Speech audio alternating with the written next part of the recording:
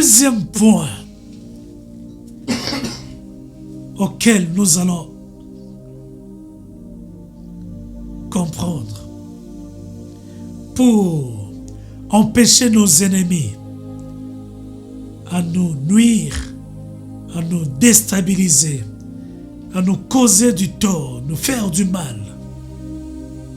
Cela résume dans le passage de Matthieu chapitre 6, verset 7. En priant, ne multipliez pas de vaines paroles comme des païens qui s'imaginent qu'à force de paroles, ils seront exaucés. Je répète, en priant, ne multipliez pas de vaines paroles comme les païens qui s'imaginent qu'à force de paroles, ils seront exaucés. Dieu nous recommande de ne pas multiplier des paroles lorsque tu es face à ces créatures qui sont des esprits, des démons déchus, le diable et toute sa bande. Tu dois reconnaître une seule chose, va droit au but. Ne multiplie pas de vaines paroles. Alléluia. Des paroles qui, deux fois, toi-même, tu ne sais pas, tu ne pèses pas l'importance ou bien le poids de ce que tu dis. Lorsque tu es face, parce que devant ces esprits, bien-aimé, tu ne dois pas dire n'importe quoi. Il nous arrive de sortir des paroles qu'on ne doit pas sortir. Alléluia. Parce que ces créatures sont des créatures féroces, dangereuses. Ils peuvent te mener la vie dure. C'est pour cela que tu dois faire très attention. Pas de vaines paroles, parce que tu parles beaucoup. Bien-aimé, il y a un phénomène. Celui qui parle beaucoup commet l'erreur monumentale. Proverbe chapitre 10, verset 19.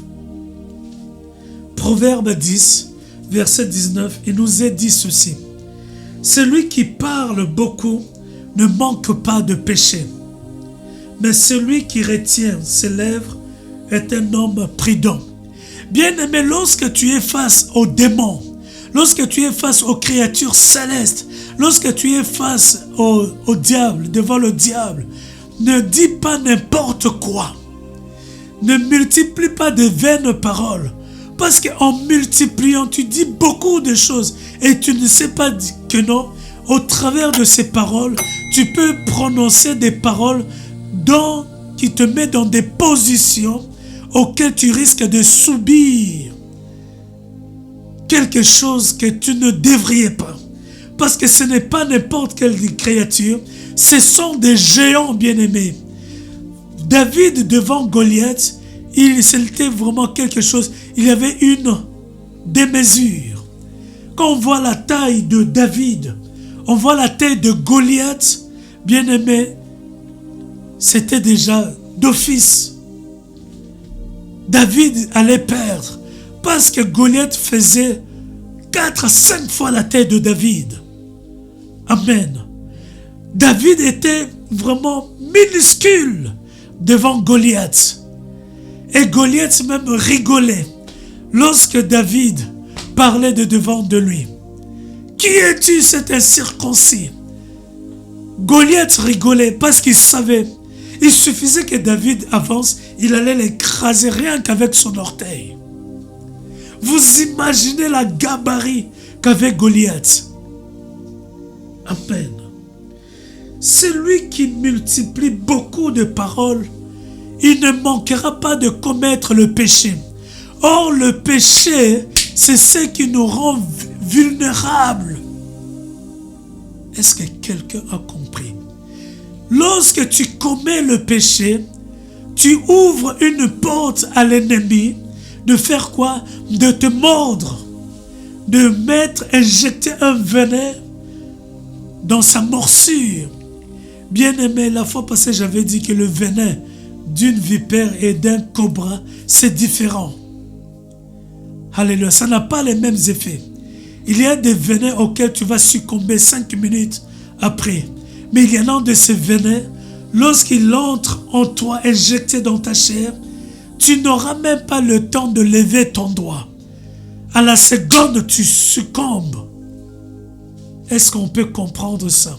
Mais mets-le maintenant à l'échelle devant les créatures. Lorsque tu reçois un coup venant d'un esprit impur, d'un démon, du diable, des sorciers, des féticheurs, bien-aimés, tu n'auras que tes 2 yeux pour pleurer. Si tu ne prêtes pas attention, le choc de ce coup, ça va te entraîner la mort et tu risques de mourir. Ce n'est pas ça que Dieu veut. Dieu veut te révéler l'existence de cette doctrine, que tu saches comment te comporter lorsque tu es face à ces esprits impurs.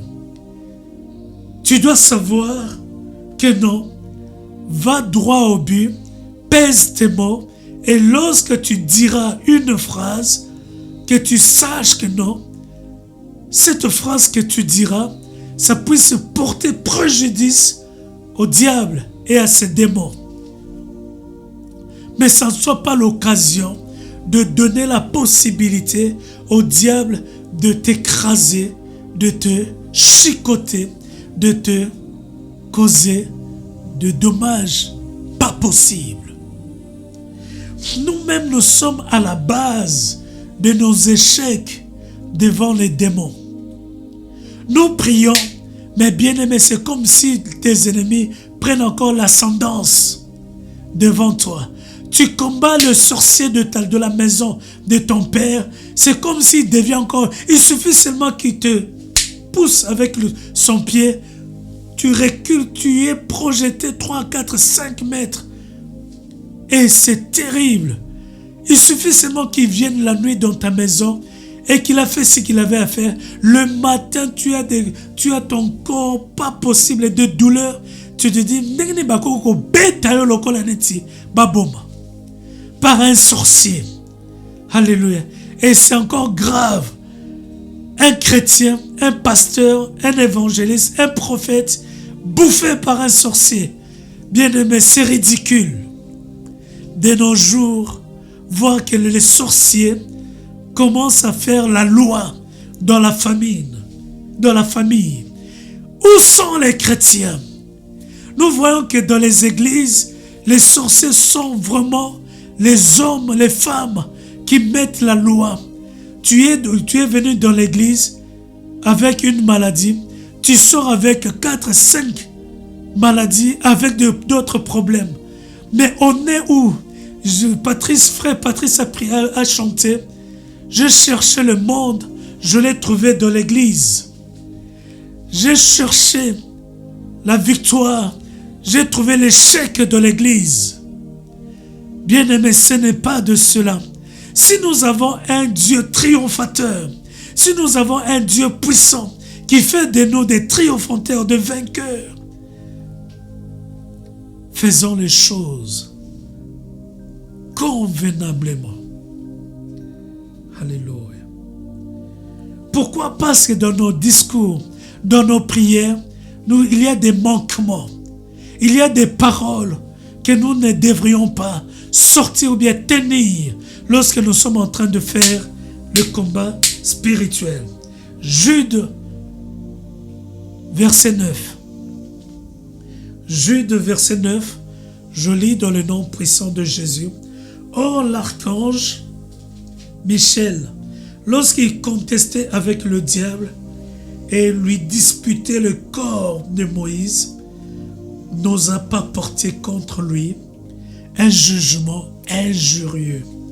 Mais il dit que le Seigneur te réprimande. Bien-aimé, l'archange, l'ange le plus puissant, la Bible avait dit dans le livre de l'Apocalypse, chapitre 12, Dieu dit, il y eut guerre dans le ciel. L'ange Michael avec ses anges combattirent contre le dragon, le diable, le serpent ancien.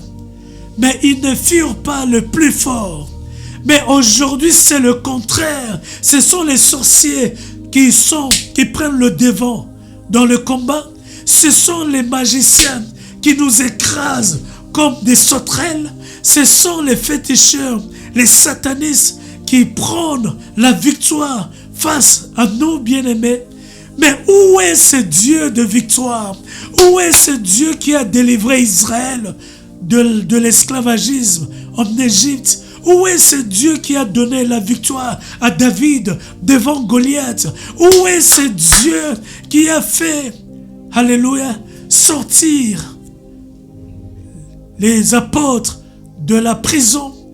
Où est ce Dieu qui a ouvert les yeux de Bartimée? Où est ce Dieu qui a ressuscité Lazare d'entre les morts? Où est ce Dieu qui a vécu la mort dans la vie, dans la famille de Marthe et Marie? Alléluia. Il est toujours vivant. Mais le comble en est notre erreur. C'est parce que dans nos prières de combat spirituel, nous incorporons des paroles qui ne doivent pas être prononcées. C'est surtout des propos injurieux. Alléluia. Toi, Satan, imbécile. Alléluia. Des fois, nous injurions les sorciers. Zobanyangalakata. Bien-aimés, ce sont des propos injurieux qu'on ne doit pas tenir. Reste simple.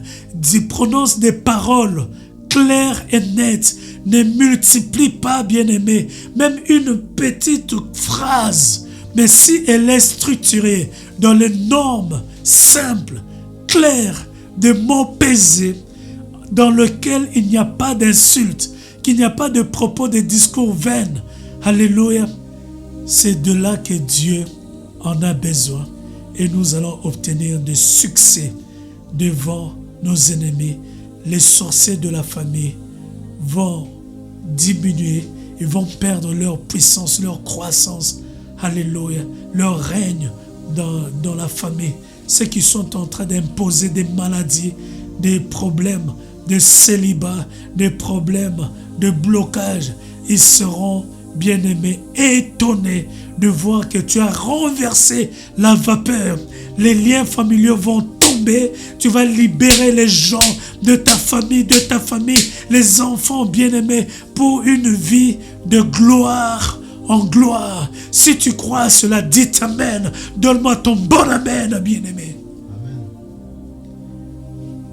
Dans le deuxième point, c'est parce que dans nos discours, dans nos prières face à nos ennemis, face aux sorciers de la famille, nous tenons des propos qui ne sont pas conformes, des propos d'insultes, d'injures, alléluia, de non-conformité, des propos dérangeants qui ouvrent les portes d'entrée, alléluia, à l'ennemi pour te cribler de balles.